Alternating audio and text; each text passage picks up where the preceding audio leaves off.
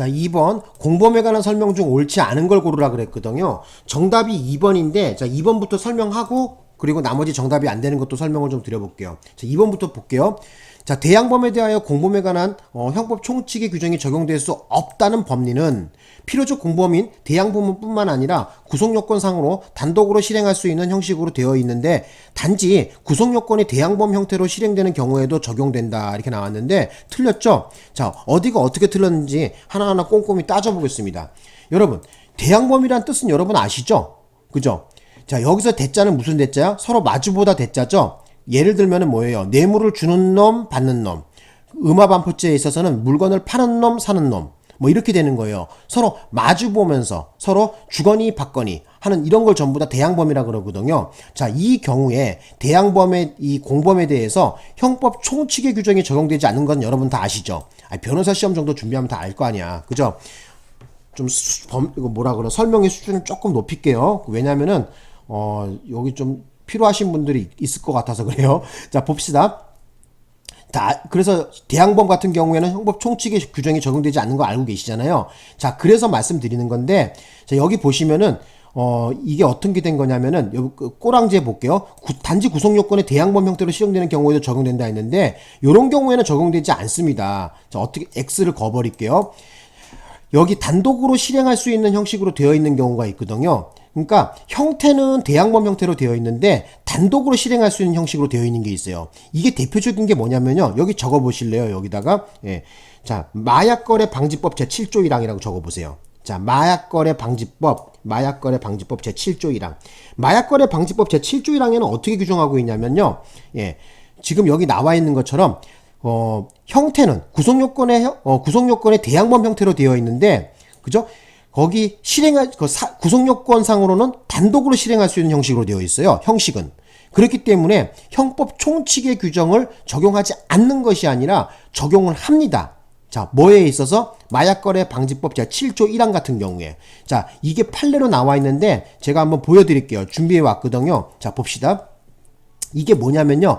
마약류 불법거래 방지에 관한 특례법, 그죠? 마약거래 방지법이라고 한다 해서, 자, 제7조 1항이 어떻게 나와 있냐면, 마약류 범죄 발견 또는 불법 수익 등의 출처에 관한 수사를 방해하거나, 방해 동그라미, 불법 수익 등의 몰수를 회피할 목적으로 불법 수익 등의 성질, 소재, 출처, 또는 귀속관계를 숨기거나 가장한 자를 처벌하기 위해서 만든 거거든요, 이거. 그죠? 우리 이런 경우 있잖아요. 이 마약거래 같은 경우에는 어때? 몰래 하잖아요. 금융기관을 통해서 송금하면 돼, 안 돼? 금방 경찰에 걸리겠죠? 그렇기 때문에 요놈들은 뽕하는 놈들은 어떻게 하냐면요. 대포통장을 하나 만들어요. 수사기관의 추적을 피하기 위해서 대포통장을 하나 만들어 놓고 그 차명계좌에 또 명의도 어떤 명의? 제3자 명의로 입금하라 그래요. 그래서 요런 식으로 해갖고 이제, 요런 행위를 처벌하는 것이 바로 마약거래 방지법 제7조 1항이거든요. 그래서 여기 아래 보시면은 그 7조 1항 같은 경우에는 비록 그 형식은 어떻게 되어 있냐면은 그 대항범의 그런 모양을 갖고 있지만은 그 구속요건, 그렇죠? 그 구속요건 자체에 2인 이상이 서로 대항된 행위의 존재를 필요로 하지 않아요. 그렇기 때문에 형법 총칙의 공범 규정이 그대로 적용됩니다. 뭐에서? 마약거래 방지법 제7조 1항. 그죠? 거기서 판례 번호는 어떻게 되냐면 2020도에 7866이에요. 이 판례 번호도 좀 기억해 놓으십시오. 메모해 놓으세요. 적을 시간 드릴게. 2020도에 7866. 다시 한번 볼까? 그죠? 여기 나와 있죠? 그죠? 처벌 규정의 구속요건 자체에 2인 이상이 서로 대항된 행위의 존재를 필요로 하지 않는데요. 그죠? 7조 1항이. 마약거래 방지법 제7조 1항이. 그렇기 때문에 어쩐다? 형법 총칙의 공범 규정을 적용한다는 거야. 요 경우에. 그죠? 그것이 지금 여기 우리 시험 문제에 나온 거거든요. 자, 그럼 문제로 가보자. 그래서 말씀드리고 싶은 건 뭐냐면은, 여기 나와 있으면 구속요건이 대항범 형태로는 되어 있는데 그 형식에 있어서는 어떻게 되어 있다? 형식에 있어서는 단독으로 실행할 수 있는 형식으로 되어 있어요. 그렇기 때문에 어쩐다? 바로 비록 마약거래 방지법 제7조 1항 같은 경우에는 대항범의 형태로 되어 있지만은 그 형식에 있어서는 단독범으로도 얼마든지 실행할 수 있게 되어 있기 때문에 형법 총칙상의 규정을 적용하지 않는 것이 아니라 형법 총칙상의 규정을 적용한다는 거야. 그래서 여기 보시면 적용된다가 아니라 적용되지 않는다 이렇게 해야 되겠지. 그죠? 그래서 답은 2번으로 하시면 됩니다. 제가 이 녹음을 지금 4번째 하는 건데 조금 이렇게 하다가 기침이 나와서 또 못했어. 그죠? 다시 지우고 또 녹음해. 지금 여러 번 녹음하고 있는 거예요. 좀 약간 좀 그러네요. 예. 자, 계속해서 보겠습니다. 1번부터 볼게요.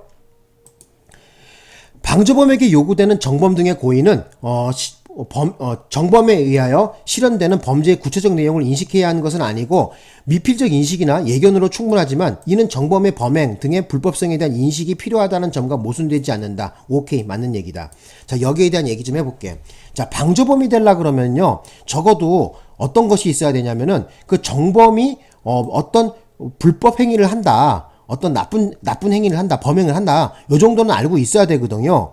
근데 구체적인 어떤 범죄의 세부 계획 같은 것은 알 필요는 없습니다.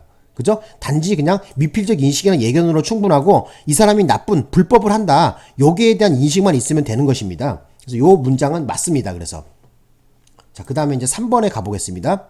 자, 3번에 가봅시다. 3번에 가보시면은 업무라는 신분관계가 없는 자가 그러한 신분관계가 있는 자와 공모하여 끊으세요. 자, 여기에 대한 얘기를 해볼게. 지금 신분관계가 지금 없는 놈이, 자, 신분관계가 없는 놈이 지금 신분관계가 있는 놈하고 뭐 한 거야? 공모했어. 바로 범죄를 같이 짝짝꿍 했다는 거예요. 공모했다는 거예요. 그러면 일단 공동정범은 된다는 얘기죠. 그죠? 공동정범의 요건이 뭐가 있어요? 자, 의사의 공동, 행위의 분담, 일부 실행, 전부 책임이 바로 공동정범의 필수 요소 아닙니까? 그죠? 예. 그래서 이 의사의 공동으로서 같이 저질렀는데, 자, 이 경우에 신분관계가 없는 놈이 지금 문제가 되거든요. 신분관계가 없는 새끼란 뭘까? 없는 놈은 어떻게 해야 된다는 거야? 형법 제33조 단서에 따라 갖고 어떻게 돼요? 단순배임죄로 처벌해야 되거든요. 처단해야 되거든요. 그 이유가 뭐냐면 형법 제33조 단서에 보면요, 신분으로 인하여 형이 무거워지는 경우에는 무거운 형으로 벌하지 않는다 그랬단 말이야. 그렇기 때문에 어떻게 된다? 비록 어떻게 돼요? 배임죄는 저질렀는데 형이 가중 처벌되는 무거운 형으로 처벌하는 바로 업무상 배임으로 하지 않고 단순 배임으로 한다는 거야. 자, 깨끗하게 하고 다시 설명해 드릴게요. 그래서 일단 범죄의 죄명은 뭐야? 바로 배임죄가 되는 거죠. 업무상 배임죄가 되죠. 업무상 배임죄의 공동 정범이 되겠죠. 하지만 죄명은 그렇게 나오지만 그 처벌에 있어서, 처단에 있어서는 어떻게 한다? 무거운 형으로 벌하지 않고 그 신분이 없는 놈은 단순 배임으로 처단한다는 얘기입니다. 되셨나요? 뭐에 근거해서? 형법 제33조에 의해서, 단서에 의해서 그렇다는 거야. 자, 되셨고 이제 어디로 가보시냐면은 이제 저기 2번으로 가보자. 4번으로 가보자.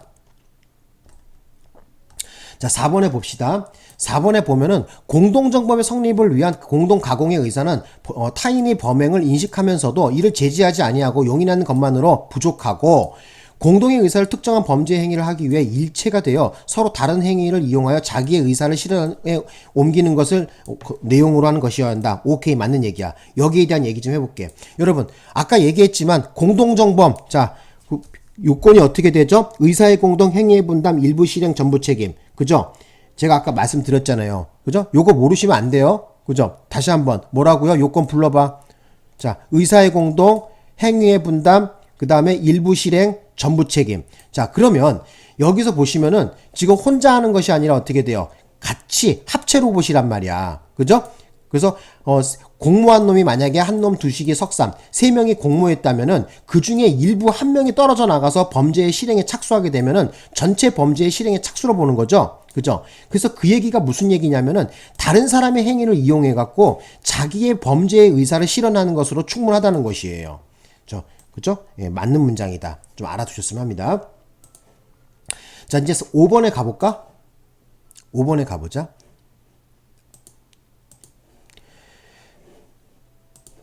방조범이 성립하려면 방조행위가 정범의 범죄 실현과 밀접한 관련성이 있어야 하므로 정범의 범죄 실현과 밀접한 관련성이 없는 행위를 도와준 데 지나지 않는 경우에는, 자, 방조범이 돼야하는데 방조범이 성립하지 않는다. 오케이, 맞는 얘기다. 여기에 대한 얘기 좀 해볼게. 자, 어디다가 언더라인 긋냐면요, 범죄 실현과 밀접한 관련성이 없는 행위. 자, 여기다가 이렇게 해서 적어 놓으세요. 뭐라고 적어 놓냐면은, 자, 강도하는 후배 차 태워준 사건 적어 놓으세요. 강도하는 후배 차 태워준 사건. 자, 여기에 대한 얘기 좀 해볼게. 차를 몰고 이렇게 딱 나가는데 후배가 버스 정류장 앞에 서 있는 거예요. 근데 그 후배는 강도짓을 하기 위해서 버스 타고 어디 외출하려고 하는 거였거든요. 그러니까 차를 몰고 딱 가는데 버스 정류장에 아는 후배가 있는 거야. 야, 아무개야, 너 거기 왜 서 있니? 했더니, 아, 형님, 저 어디 좀 나가보려고요. 그래, 내가 차 태워줄까? 너 차 타라. 이래갖고, 저 자가용에 태워줬어요. 태워주고, 이제, 범행에 대한 얘기는 일절하지 않는 거예요, 후배가. 그리고 나갔고, 그 선배 보고 뭐라 그러냐면, 아, 형님, 여기 잠깐만, 한 10분만 좀 기다리시면 안 돼요? 그래, 여기 있을게. 여기 차 10분만 세워놓으세요. 얼른 갔다 올게요. 그리고 또 어디 가는데? 했더니, 담배 사러 가요. 이렇게 뻥을 친 거예요. 그리고 나서 강도하고 나갔고, 다시 그 차에 돌아와갖고, 형님 이제 가시죠? 하고 갔단 말이에요. 자, 이 경우에 지금 차를 태워준 그 선배는 뭐예요? 이 후배가 지금 범죄 저지른 사실에 대해서 전혀 모르고 있죠? 그죠? 한마디로 얘기하자면 뭐예요? 밀접한 관련이 아무 관련이 없는 거예요. 그죠? 그 후배가 범행한다는 것도 모르고, 또 그리고 그것에 대한 어떤 행위를 저지른다는 것을 전혀 모르고 있죠? 관련성이 없단 말이에요. 자, 이 경우에 차 태워준 이 선배. 바로 그 범죄 행위를 도와준 것에 아무런 어떤, 가담성 여부가 적은 거 아니에요. 없는 거 아니에요. 관련성이 없는 거 아니에요. 자, 이런 경우에는 그 차만 태워준 그 선배는 어떻게 된 거예요? 방조범이라고 볼 수가 없겠죠. 그죠? 자, 그 얘기를 하는 거예요. 자, 되셨나요? 자, 그래서 5번까지 설명드렸고요. 자, 여기서 마칠게요. 그리고 지금 새벽 2시네요. 저도 자야 돼요. 내일 또 일 나가야 돼. 여러분, 어쨌든, 이렇게 설명드렸고요. 늦은 시간까지 고맙다는 말씀 드리겠습니다. 마치겠습니다.